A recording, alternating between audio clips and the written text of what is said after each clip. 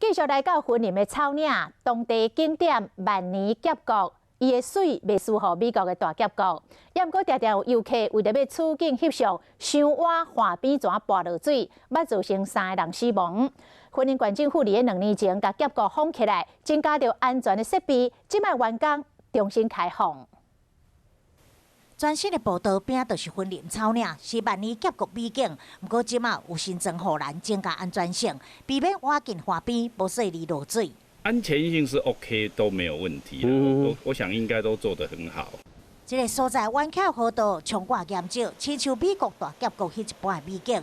岸边顶面阁有真特殊的纹路，吸引民众甲摄影家来这翕相。不过，经常发生落水意外，嘛有人来这做研究，跋落溪谷的，还有游客渡水死。官府因此封闭2档，增加安全设备。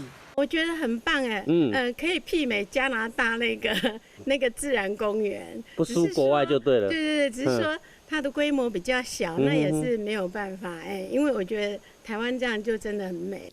不过游客认为新设的步道伤过下了，人做时阵的真客。官府强调，步道甲这护栏以安全为优先，无法度做伤快。人做的时阵应该爱分批上步道，避免意外。